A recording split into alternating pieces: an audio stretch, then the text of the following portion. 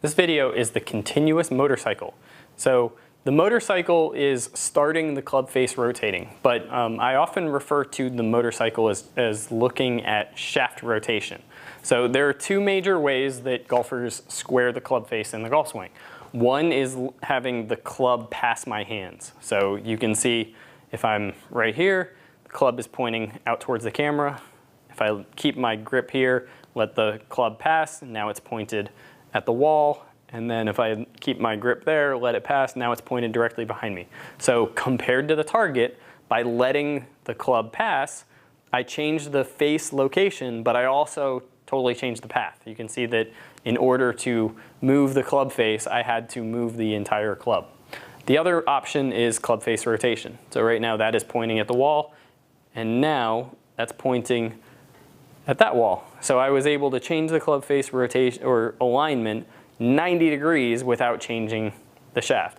Obviously I don't need to change it 90 degrees or 180 or 360 in the golf swing. I only need to change it 30, 40 degrees. But many golfers who struggle with either having more of a forward lunge or trail arm straightening or kind of picking the ball, not getting a whole lot of compression, or potentially the longer clubs not being able to stay back. Frequently, these golfers struggle with having the motorcycle movement or the shaft rotation, because that is just changing the face-to-path relationship without changing the path. So many golfers, many tour golfers start that pattern with the lead wrist and the trail wrist kind of rotating the shaft up here, and then they continue, and the pattern is that the club face just kind of rotates like this the entire downswing. What many amateurs do and what tour pros do with a lot of their wedge shots is they don't rotate the club, and then they use more of that club face passing to square the club face.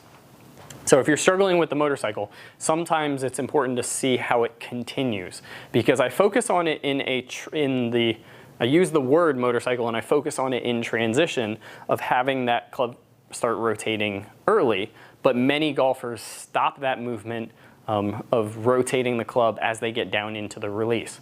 What rotates the club when you get down into the release is more of the lead wrist supination, so letting that forearm kind of rotate so that the palm is facing up, or the famous Jimmy Ballard catch a raindrop where that palm is facing up as opposed to palm facing down. So that continues the motorcycle from waist height through to waist height through. From the trail side, it's going to be a little bit more of the pronation as opposed to flexion of the wrist, like so. So to continue the motorcycle movement during the entire downswing, what that's going to look like is I'm going to start it with flexion, and then as the club starts to unhinge, now it's going to continue rotating in more of that supination style. So if I give myself enough room, I'm going to start it with that flexion of the motorcycle, and then as I unhinge, I'm going to continue that supination in order to let the motorcycle movement continue down through the release. So many golfers start the motorcycle move but then lose it during the release. If you feel like you do the motorcycle, or if you feel like you do the arm shallowing and you focus on the motorcycle but you're hitting lots of slices or balls that go curving off to the right, know that it's impossible to actually do the motorcycle movement and have a massive slice. You could hit a little power fade, but it's very hard to have the face get open to the path since the motorcycle movement closes the face to path.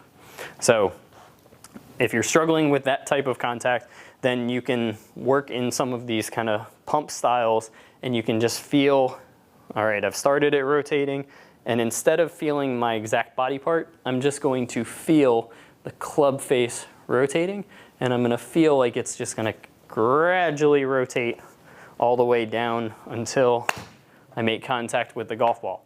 And if I'm aware of it, the changing movement is going to go from flexing during transition to, as it starts to unhinge, supinating on the way through in order to continue that rotating. So If you're struggling with the motorcycle and or your ball flight, don't forget to continue the motorcycle movement as you work through the release drills, because if you just started during transition, you can totally lose it with poor release mechanics, and frequently the release mechanic that gets overlooked the most is letting that lead arm supinate as you work through from that 9 to that 3 position.